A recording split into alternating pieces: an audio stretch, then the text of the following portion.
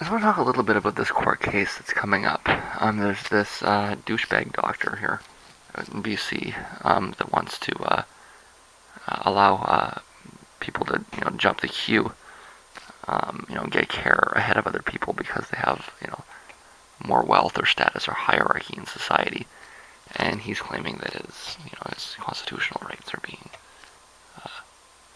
restricted by the ban on private insurance, or by the enforcement of an insurance monopoly.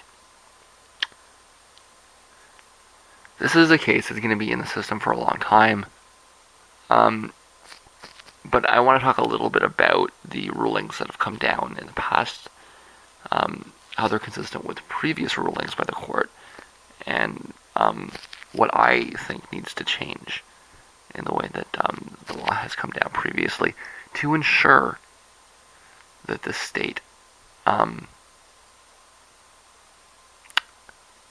listens to the Supreme Court rather than tries to squirm out of applying its ruling. Small quote from the article. Greater choice among insurance providers would encourage more competition, which would boost efficiency and improve access. It's complete nonsense. Okay? No study anywhere has ever backed up the idea that allowing competition improves efficiency or improves access. It's faith-based reasoning that reduces to a mythology of free markets. It's a bunch of very flawed math come up with by a bunch of economists that are so far outside of the mainstream that it's hard to know why anybody even cites them.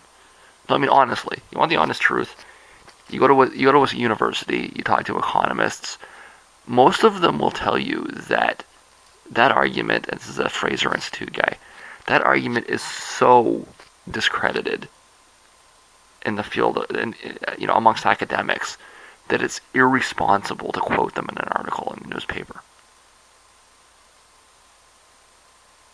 There's wide popular support, maybe not wide, but a substantial amount of popular support for these kinds of positions. Even amongst people that identify as soft leftists, amongst liberals, they have this idea about free markets. There's no academic basis for this. And like I say, academics look down on this so strongly that most of them would argue that that opinion should not appear in print. That it's irresponsible to give that opinion the authority of a print statement. And there's lots of things that are just considered crazy. The problem is that we're not able to get the academic understanding of free markets across to people. Instead, people's ideas of what markets are is being defined by the political class, the corporate class that benefits from the economic system that exists, and the media that's compliant to it.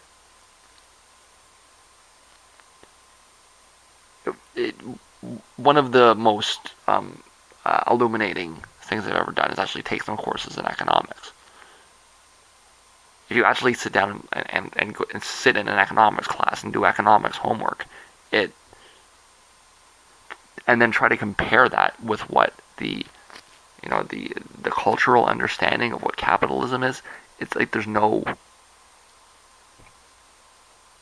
connection. So when I talk about a mythology of free markets and faith-based reasoning, it's as academically, what this person said here is as academically respectable as arguing for creationism. And maybe it's not a coincidence that the same people that push creationism are the same people that push free markets. Markets are not a way to create resources. They are a way to distribute them. And they are a way to distribute them where everything moves up to the top, right? We have a small elite that controls everything, and then mass poverty. That's what markets produce. Opening up a market in healthcare will consequently not reduce wait times, but merely distribute them to the less wealthy.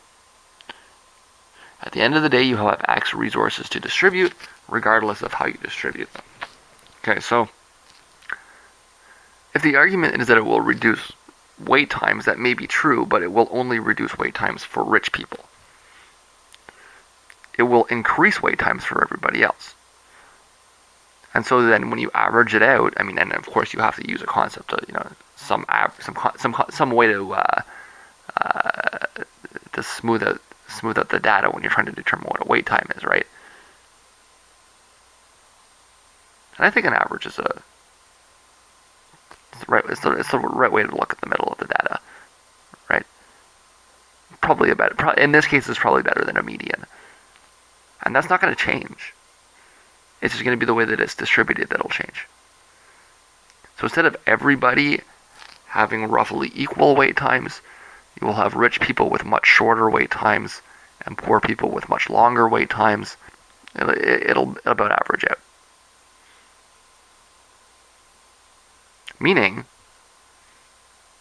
that if your argument is that we need to have private insurance because it will reduce wait times, then that's not a good argument. You can make other arguments, like that that you believe in hierarchy and you think that people should have different access to the system. But be honest about it. It's an anti-intellectual argument. To be honest with you, the Supreme Court should probably have not even heard the argument. They should have dismissed the case. The system does not need more competition. The system needs more funding. So it's not about reducing wait times. It's about rich people thinking they should have the privilege to jump the queue. And I do expect the court to reject the arguments. Okay? I do at least hope that the court has learned that it should not articulate itself the way it did in the Quebec ruling. The Quebec ruling was not designed to allow for private health insurance in Quebec. It was designed to increase funding. But the government used it as an opportunity to open up an industry. The court was not expecting the government to interpret it the way that it did. Okay? In fact, it's very similar to the abortion ruling. It's an argument that the court has used before, and an argument that the court should not use again. Okay? What the court is saying is that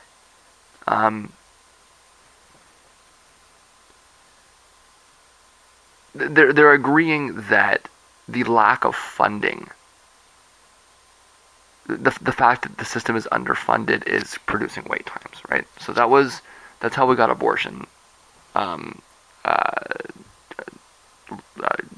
decriminalized here. Well, the way that the abortion thing worked in Canada up until the late 80s was that you had to get permission from the minister. The minister would write you a letter, right? And it's not really the case so much that the state was trying to restrict access, so much as that it just wasn't funding the system. And you would have to wait so long to get a letter that you might end up carrying the child to term. And so what the court did was it struck down the law and said, okay, write a new law or increase funding. And the parliament just never dealt with it. There's no regulation in Canada for abortion. Getting an abortion in Canada is like getting a nose job. There's no state. Well, okay, it's not quite like getting a nose job because it is seen as a medical, it's covered by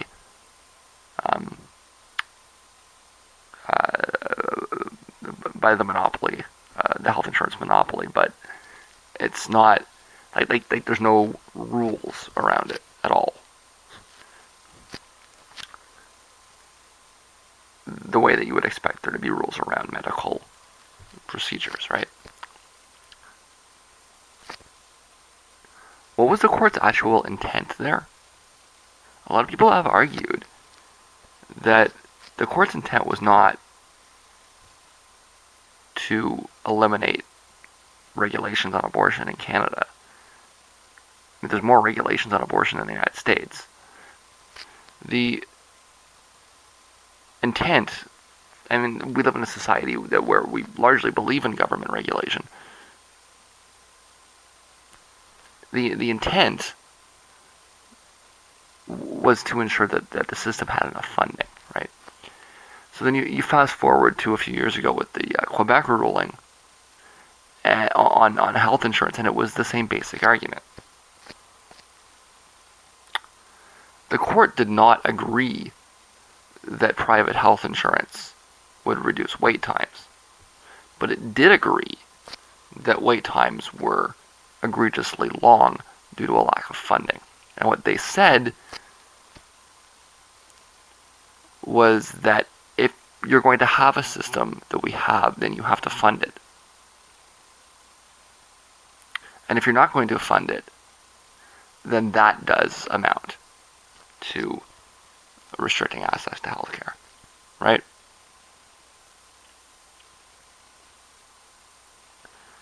So it's not, it wasn't a ruling against the monopoly. It was a ruling against the state for not funding the monopoly. And because the state is not funding the monopoly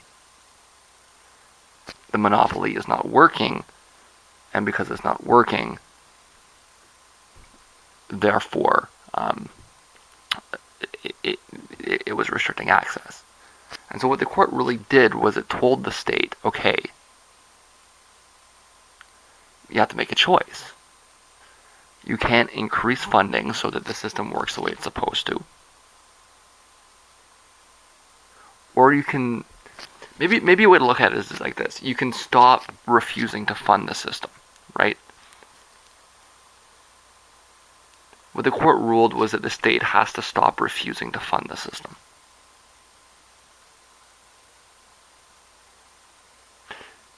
And the government just ignored what the court was arguing for and just let it happen.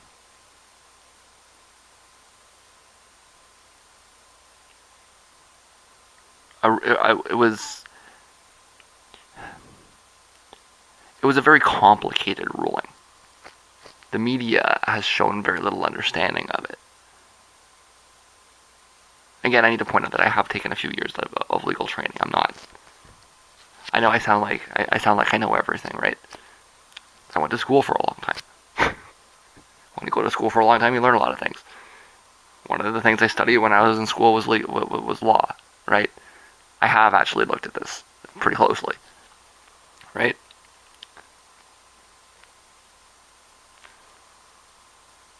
The monopoly on health insurance would be considered to remain constitutional so long as the state promised to actually fund it.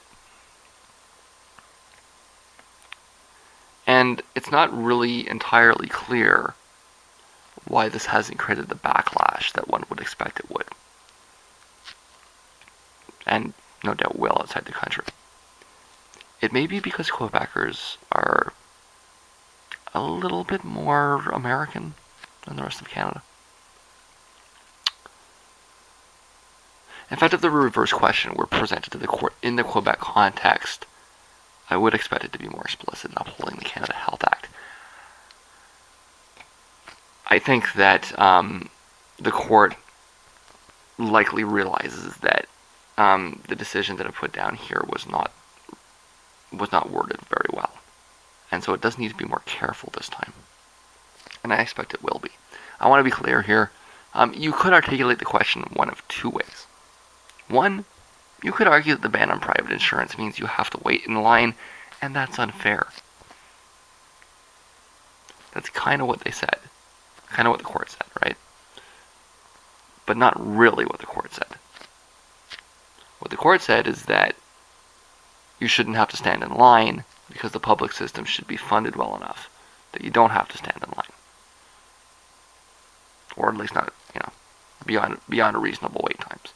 Or you could argue that allowing private insurance increases wait times by distributing resources to the wealthy, and this is unfair. Nobody's made that argument because nobody's ever had to. But if somebody did make that argument and it made it to that level,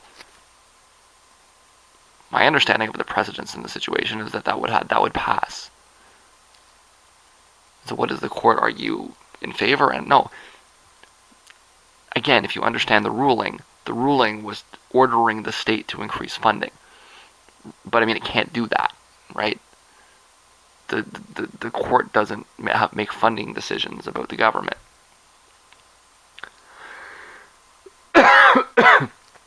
And so the state, it's like I say, the reaction was very almost contemptful, right? But I mean, on some level, both arguments are valid, depending on how you approach the situation. The question is, what is of greater priority? Is it equality or hierarchy?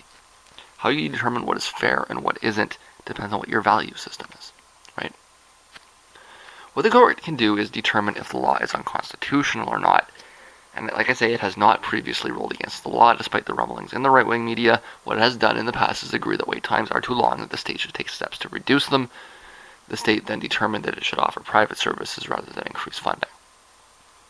The promise is that the premise was absurd. The court got sloppy. It was a bad ruling. It was a complex ruling. Wait times in Quebec have not reduced, and that piece of evidence will likely not be viewed as irrelevant. So the court's going to look at the results of what happened in Quebec. And in fact, wait times have gotten a lot worse in Quebec, and I do have an article for that explaining that. Sorry. The precise question before the court is whether the ban on private insurance is restricting access to health care. Okay? The court needs to be explicit in citing evidence that explicitly rejects this argument as specious, rather than trying to use it as an opportunity to coerce the government into increasing funding. Okay? Just answer the question. Yes, we have a powerful court, but this is so important that they can't be trying to make policy here. They need to just answer the question as it's worded. And the last time they did that, it backfired. They got sloppy. And so they need to not repeat that error. Is it the system that is making it hard to get access? No. It's the underfunding. And will opening up a market fix that? No. It'll make it worse. In the meantime, I would call on civil liberty groups in Quebec to reverse the Quebec government's misinterpretation of the previous ruling. And there's my article to the Huffington Post. It's in the write-up. This is long, so it might be in the comments. It's the result of allowing private insurance in Quebec. And let's go ahead and open this up here. My battery's going, so. Quebec has worst wait times in the Western world. Hooray for market theory, guys.